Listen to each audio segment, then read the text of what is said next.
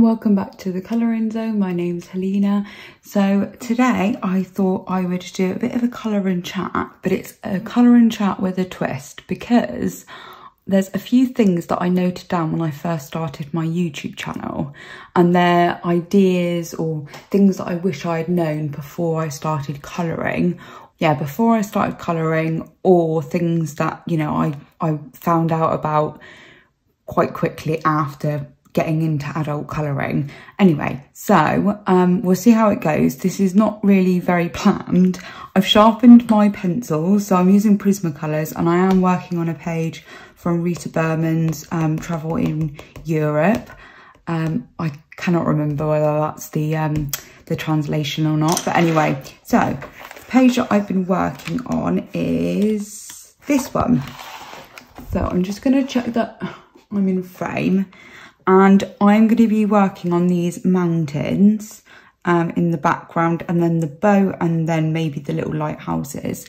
So the first thing that I noted down was, you know, I wish I'd known that actually you don't know what you like to colour until you've explored different artists and completed pages from a few of the books. Because actually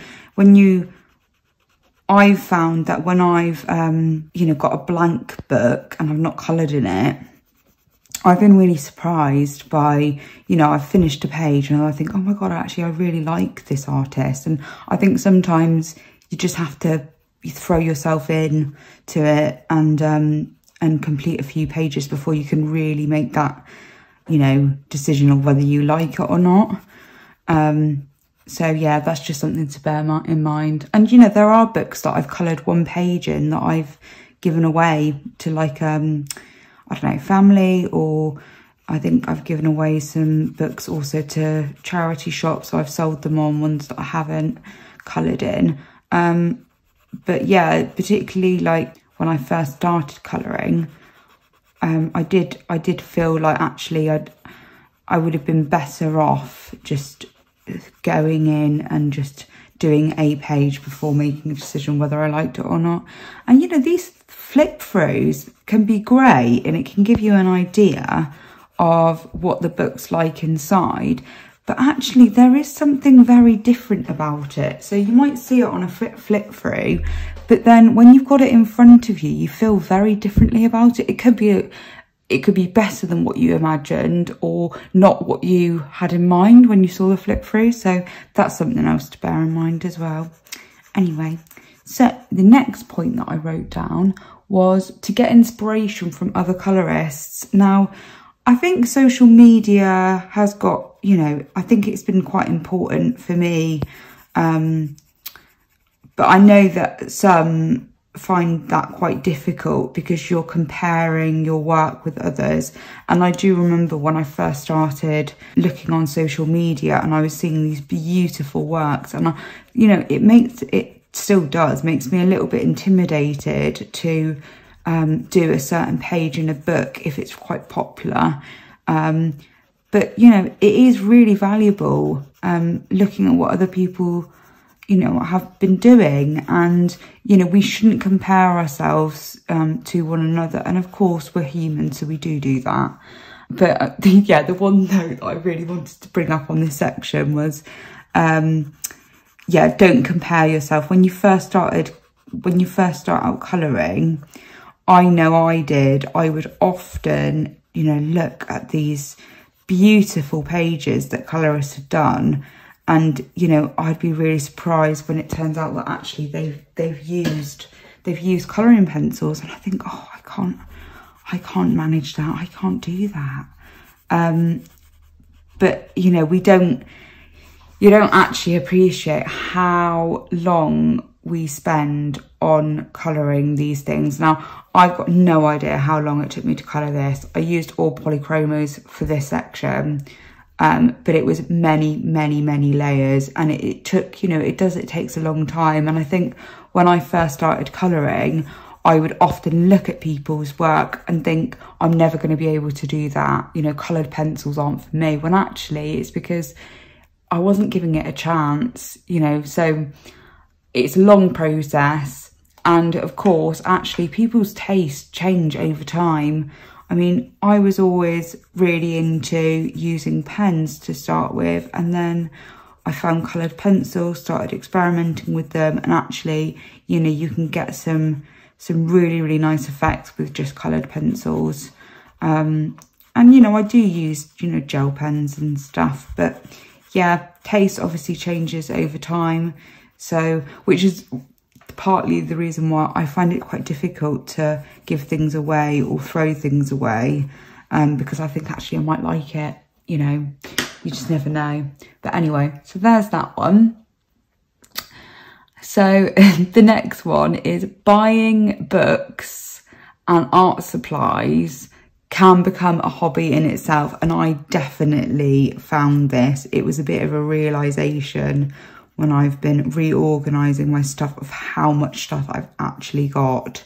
So, yeah, and I have decided, you know, it's absolutely, you know, people should, if they want to collect things, and not necessarily, they're not bothered about using absolutely every single thing on their pages, then go for it. But I've made a decision that actually I want to use all my supplies, but of course there's going to be supplies that you don't use as often, maybe because they're messy, or, you know, you're still experimenting with them.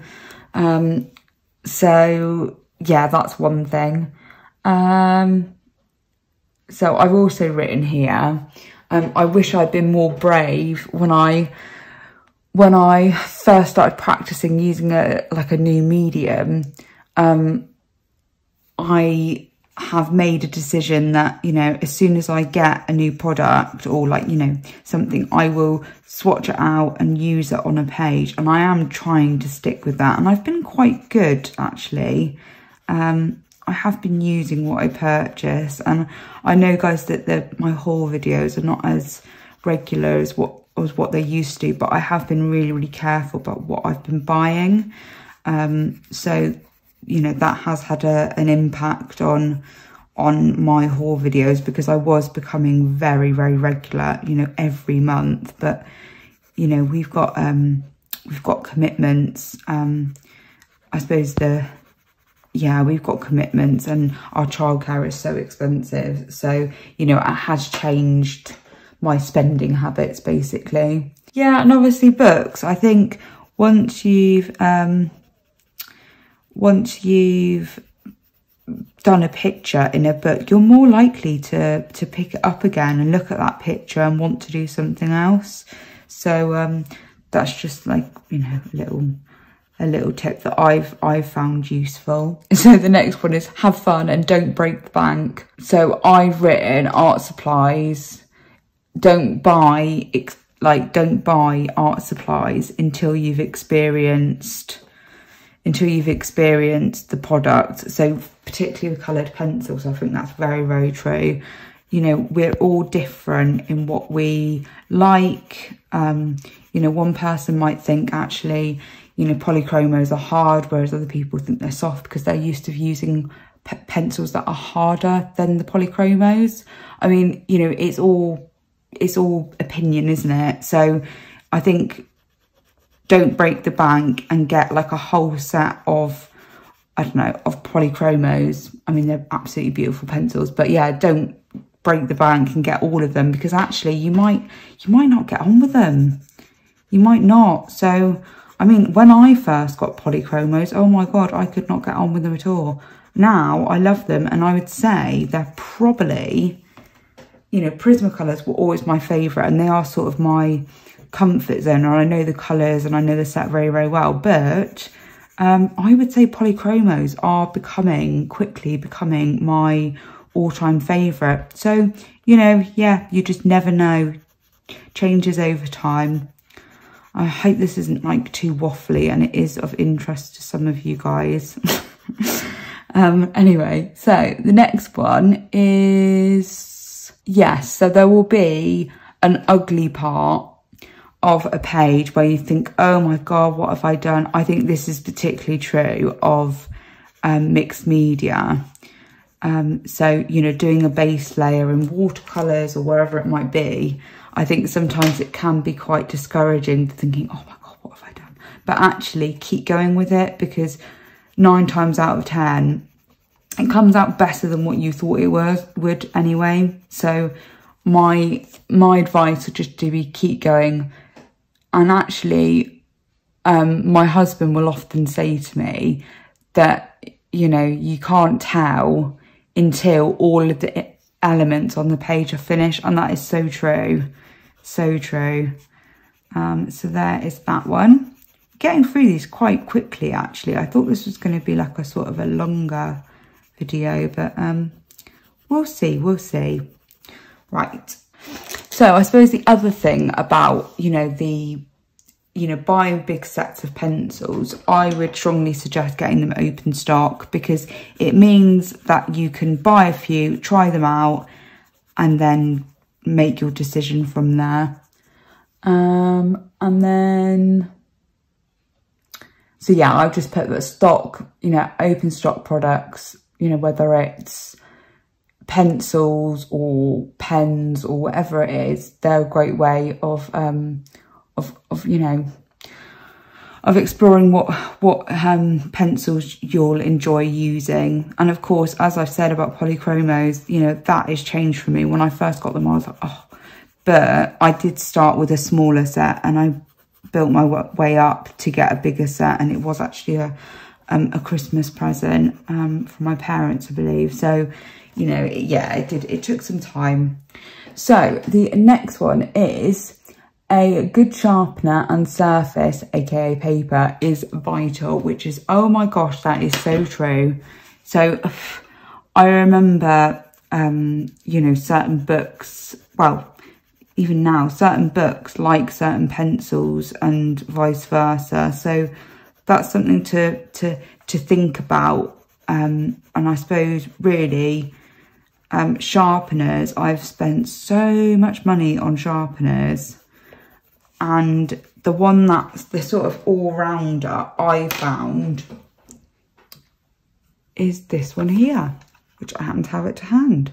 And it's got a few shavings in it, but it's not too bad. So this is the Helix Sharpener, and I've had another Helix one and it broke and I couldn't repair it. But yeah, it works for most pencils. I've used Prismacolors, I put Prismacolors in there, Polychromos. Right, I'm just gonna have a sip of my tea.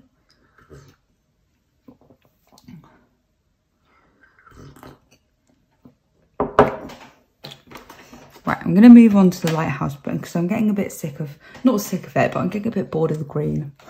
Not gonna lie. Yeah, so pencil brands on different papers can be a complete game changer. So it's just thinking about that really. Particularly when I started out, I didn't really think about the you know, the paper quality, or you know, that, you know, it would be slightly different. They would work differently on different papers. So there's that one. Oh yeah, so colouring in natural daylight will give you different results compared with artificial lighting.